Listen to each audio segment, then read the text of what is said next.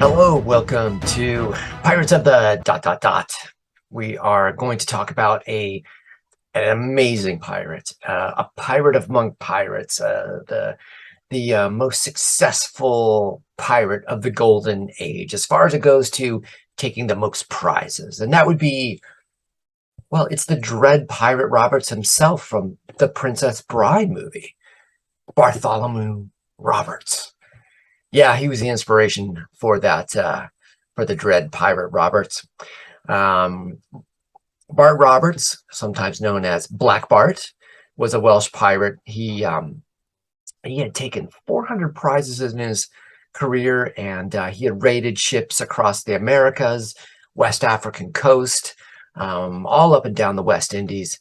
And he was noted for developing his own pirate code. And I'm going to tell you why that came about. He also was one of the early adopters of the skull and crossbone flag. Yes, our dread pirate Roberts was quite quite the figure. He was a Welsh pirate, and he was born in 1695, and he had gone out to sea when he was about 13, the records show, but he wasn't heard from that time until about 1718, when he was the second mate of a slave ship called the Princess.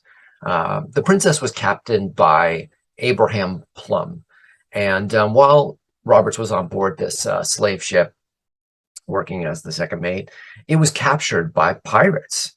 And it was captured by these two pirate vessels, the Royal Rover and the Royal James. And they were led by a Captain Howell Davis. Now, Davis took a liking to Roberts right away because he was also a Welshman. And Roberts and several of the crew members of the Princess were forced to join the pirates. And once again, I've talked about this. This is common practice. Pirates actually were really good at recruiting other sailors to join them in piracy, just because the conditions on board naval and merchant vessels was horrible. And sometimes they weren't even willing to go on those ships. Sometimes they were hijacked, kidnapped, and forced to work on these ships.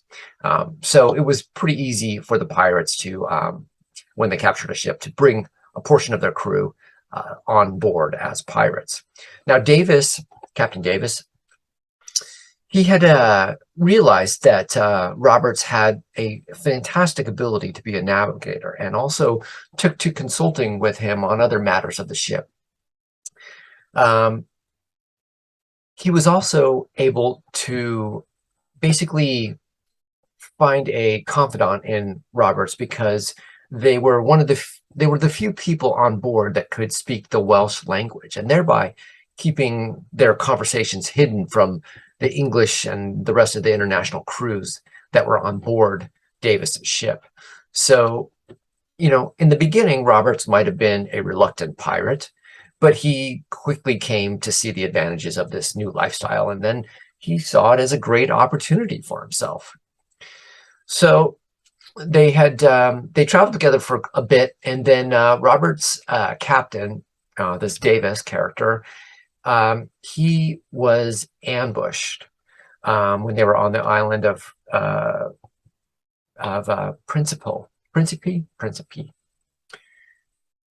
and Principe, and he was shot dead after accepting an invitation to dine with the governor. So Davis had gone into a boat with several of the crew members, and they had been looking forward to attending this drinks and dining with the governor of this island.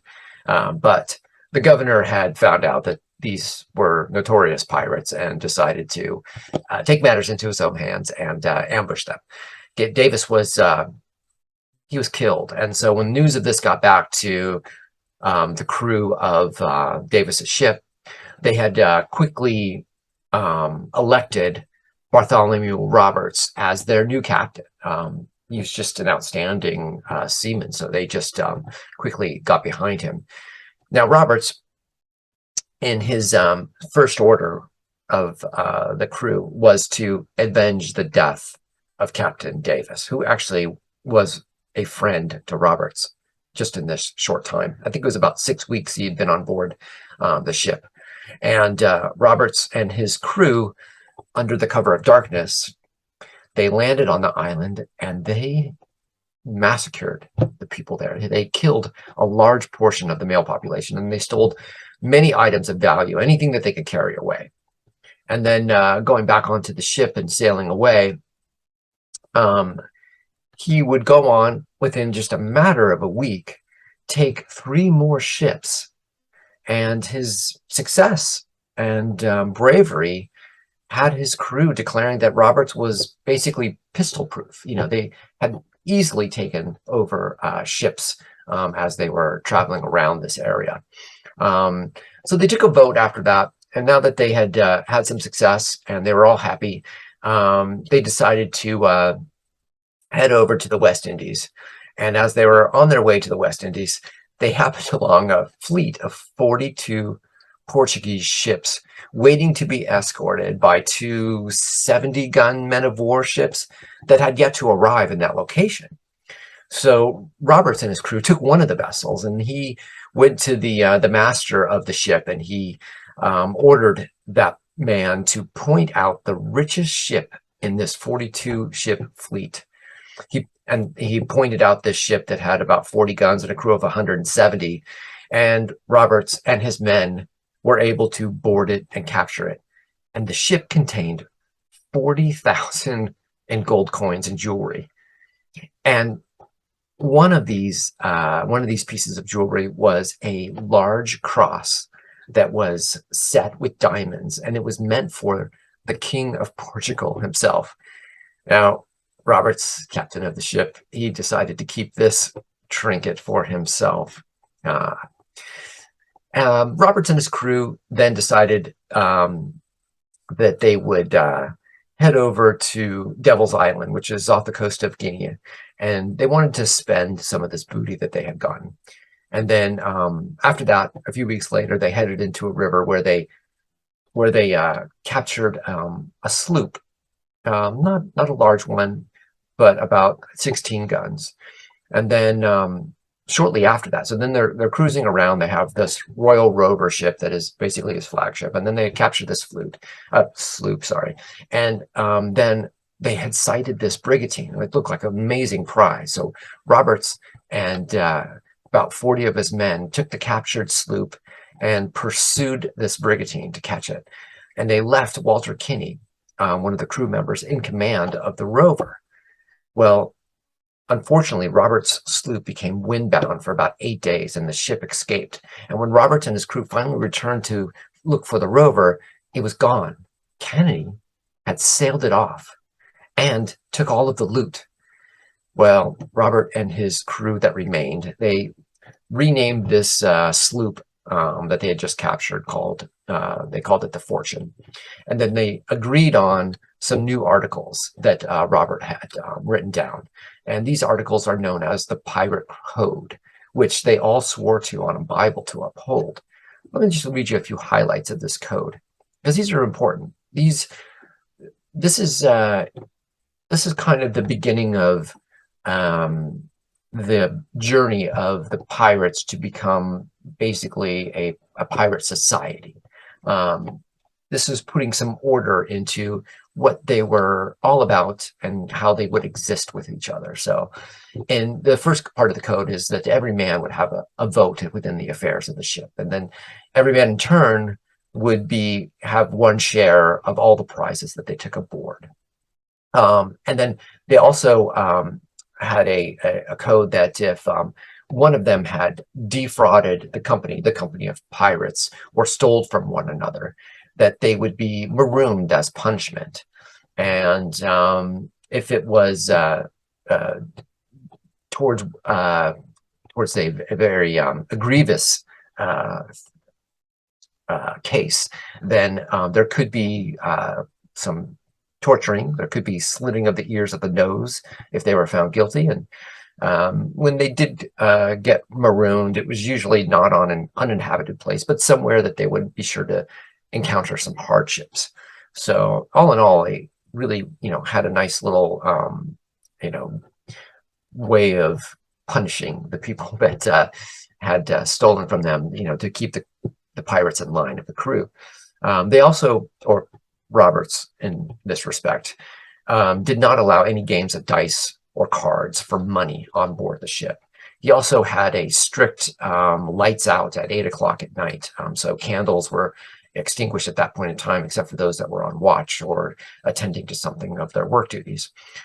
He also would not allow any young boys or girls, and of course women, to be allowed amongst them on the ship. In fact, if any man were found to seduce the latter of the sex and then carry them to sea and disguise them, that person would be sentenced to death. Imagine that. There was also, if you were to desert the ship within battle, that was punishable by death, maybe marooning, depending on what had happened, I suppose. Also, you could not strike anyone on board a ship. And if you did have a quarrel with somebody on ship, it was to be ended when you went to shore. And that quarrel ending would be as a duel with swords or pistols. And then also, he had kind of like a retirement disability program. So if you were to lose an arm or a leg or become a cripple within the service of the pirate ship, you would take from the public stock $800 to help you live out your time in this world. So every man received a 1 share of the prize, but the captain and the quartermaster would receive 2 shares, and the master and the boatswain and the gunner would share 1.5 shares of the prize.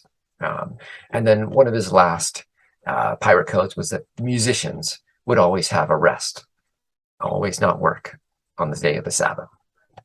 So those codes were expanded upon by other pirates, but Robert was the first to put them down and make the crew members swear to their codes. He also was able to bring about the camaraderie of his crew. They loved him. They sang songs about him. He was just a person that they admired. He was a great captain. He went on to take more and more ships over a period of time. He brought commerce and trade in the West Indies to basically a standstill. He ended up trading his flagship vessel several times, and he always reused the word fortune within the names of his new ships. There was the Fortune, there was the Good Fortune, and then there was a couple of the Royal Fortunes. He really was a fantastic pirate, very successful, and had a very fighting to the last man kind of ending to his life and career. But as I've said before, we're not going to talk about those things on this podcast because he is one of the main characters in my book that I'm writing, and I'm going to save all of that. If you want to find that out, you can let your Google fingers do the walking.